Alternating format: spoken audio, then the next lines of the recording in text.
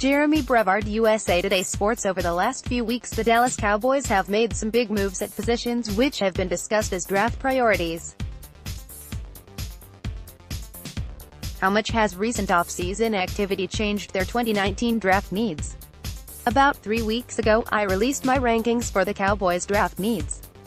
Here is that list again for quick reference: safety, defensive end, defensive tackle, tight end, running back, wide receiver, offensive tackle, cornerback, linebacker, kicker, center, guard, quarterback, punter, fullback. Since that time, Dallas has reached a long-term contract with DeMarcus Lawrence and traded for veteran Robert Quinn.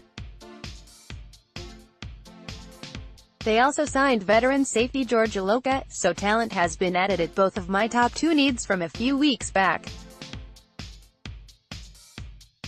The effect of the Lawrence and Quinn moves is twofold. At defensive end, the depth chart is seemingly filled now with Taco Charlton, Durance Armstrong, and free agent Kerry Hyder. Dallas is also confident that Randy Gregory will be able to play in 2019, which would be icing on the cake. With so many days to work with now, that means Tyrone Crawford can be fully dedicated to defensive tackle. That move, in addition with the Christian Covington signing, gives Dallas a solid rotation along with Maliek Collins, Antoine Woods, and Daniel Ross.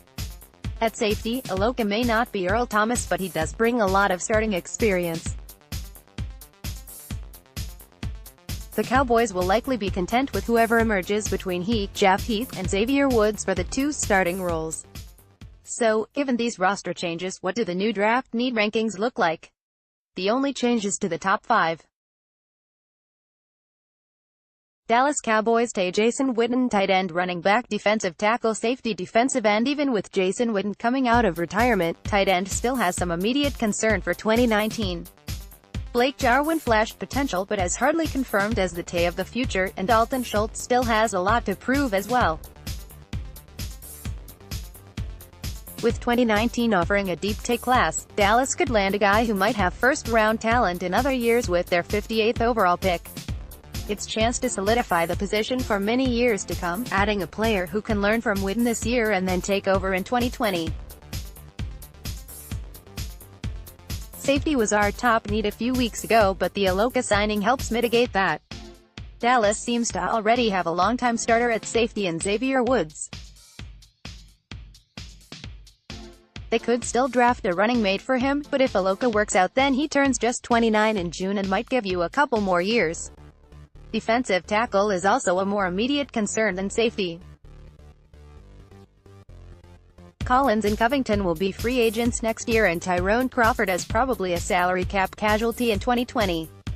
Dallas could draft someone now to add to the rotation and then pair with Antoine Woods as the starters for the future. That shoots running back up the list. Right now Dallas has just Darius Jackson and Jordan Chunn backing up Ezekiel Elliott. They need to draft someone for better depth now and potential leverage in their upcoming contract talks with Zeke. I give RB a slight edge over DT based on immediate need, but they are very nearly tied. Dallas could go with either on day 2 of the draft and I would be happy. But yes, the recent additions of Lawrence, Quinn, and Iloka to the defense have shifted my perceived needs for the Cowboys' 2019 draft. Tight end is where I see not only the biggest need but also perhaps the best opportunity to land a significant talent, making it the ideal second-round pick. 2019 NFL Draft. 2019 offseason with a long-term deal finally worked out. Cowboys DeMarcus Lawrence will finally be getting a long-needed shoulder surgery to repair a torn labrum this Wednesday. The procedure has been postponed the last 2 seasons while Lawrence waited for Dallas to extend his contract. Lawrence and the Cowboys agreed to a 5-year, $105 million deal last Friday. The early resolution this offseason allows DeMarcus to get his surgery and be ready to hopefully participate in training camp, but at worst be fully healed for the start of the 2019 season. Dallas Cowboys defensive end DeMarcus Lawrence is set to have surgery on his injured shoulder on Wednesday, reports at Albert Breer. https://t.co/re/US. The injured left shoulder hasn't stopped from Lawrence from having back-to-back Pro Bowl seasons the last 2 years. However, it has limited how much Dallas could use him on the right side of the line. Now the Cowboys will be able to deploy Tank with more flexibility, which in turn allows them to utilize the rest of their pass rushers in their ideal spots. Dallas stands to have a much deeper group at defensive end next season than in past years. Their trade for Robert Quinn gives DeMarcus the most accomplished wingman he's had since entering the NFL. If Randy Gregory is able to get off suspension, the depth chart would be filled out with him, free agent Kerry Hyder, Taco Charlton, and Durance Armstrong. But the most important move was getting this contract done with Lawrence, and early enough that he would be able to proceed with shoulder surgery and be ready for Week 1. Best wishes to DeMarcus Lawrence for Wednesday's surgery and a speedy recovery. With a lot of talk about the Dallas Cowboys selecting a receiver early in the 2019 draft, one has to wonder how that would impact the current talent. There are already a couple of guys under contract who probably won't make the 2019 roster, so could be additionally squeezed out if Dallas drafts another receiver. Currently, the Cowboys have 6 players who all have strong cases for roster spots. The 3 locks are Amari Cooper, Michael Gallup, and newly signed veteran Randall Cobb. They are your top 3 receivers for next season. Next are veterans Tavon Austin and Allen Hurns, who the Cowboys have elected to bring back. They resigned Austin to a 1-year contract and exercised a team option on Hurns' deal for 2019. Along with them is Noah Brown, a 2017 late-round pick in the 3rd year of his rookie deal. Brown is an intriguing player with strong blocking skills and special teams value, plus he's flashed some offensive ability in limited opportunities. We haven't even mentioned guys like Lance Lenoir or Cedric Wilson yet, but they will have to really stand out in training camp to force their way onto the roster now. And that's without the team adding any new talent in the 2019 draft. Dallas can keep as many WRs as they want, but needs across the roster generally make it so you can have no more than 6. Draft a guy anywhere in rounds 2 to 5, that player will almost be guaranteed a roster spot in 2019. Who would lose in that exchange? Dallas Cowboys WR Allen Hurns. The axe would likely fall on either Noah Brown or Allen Hurns. We've already established the top 3 of Cooper, Gallup, and Cobb, plus Austin is your return specialist. That means either Brown or Hurns should become the odd man out. Hurns brings experience, having been a 1,000-yard receiver before in this league. But he also brings a larger contract and more cap savings if released. He also could miss a large part of the off-season program recovering from his major ankle injury in the playoffs. Brown is cheap with 2 years left on his rookie deal. He offers upside, but a newly drafted player would conceivably offer more.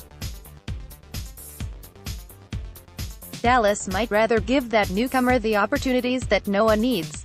There is a scenario where Dallas could keep 7 receivers. Because Brown's size and blocking ability, they could elect to keep him instead of a 4th tight end.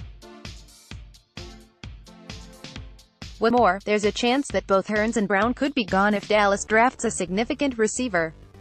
That might try to get Brown to the practice squad and then dump Hurns for the cap savings. This time of year it's easy to get excited about the next wave of rookies, but someone typically loses on the other end. Sometimes it's a guy we've been excited about in the past, like a Noah Brown or Cedric Wilson. 2019 won't be any different. If Dallas drafts a WR with one of their earlier picks, somebody is going to lose their spot as a result. We'll find out if anyone's job is threatened in a few weeks. When discussing what the Dallas Cowboys need to address in the upcoming NFL draft, the running back position comes up pretty often. Ezekiel Elliott's immense workload must be shared if the Cowboys want to ensure Zeke has a long career in the league. Taking a young running back late in the draft seems like the most likely way the front office will approach things. But why address this need in the draft instead of re-signing RB Rod Smith? Last year wasn't a productive one for Smith. He only had 44 rush attempts to rack up 127 yards. His participation was very limited as Ezekiel Elliott had over 300 attempts, averaging only 2.9 yards per run. Doesn't make a great case for Smith, but if you look at 2017, he really showed his potential. As the Cowboys tried to do the best they could while Zeke was away due to a 6-game suspension, Smith managed to get 434 yards from scrimmage in the season and 5 total touchdowns. He made his case both as a runner and a receiver. FARB Rod Smith, Tim Heitman, USA Today Sports. So far, we haven't heard or seen anything that makes us believe the Cowboys are interested in bringing him back, but I wouldn't doubt for a second that he isn't liked by the coaching staff. After all, despite drafting Bo Scarborough last year and signing Darius Jackson, Smith kept his job without a problem.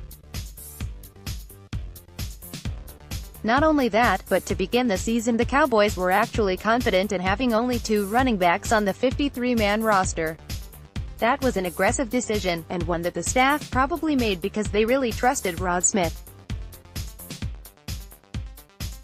On top of it all, Smith had an important role in special teams last season and he was good at it. That's something that you definitely want from a backup running back. Rod Smith has shown us that he can run, catch and contribute on special teams. I don't know about you, but I'd think twice about it before being convinced of drafting a running back in the middle rounds. I just don't think it's worth it. On the other hand, if we're talking about a 6th or 7th round pick, would the Cowboys really get an upgrade over Smith? Bo Scarborough wasn't. Rod Smith isn't a great player, but he's a solid number 2 and he has shown us some breakout moments, especially in 2017. He wouldn't be an expensive player to bring back and could pay off huge dividends down the road.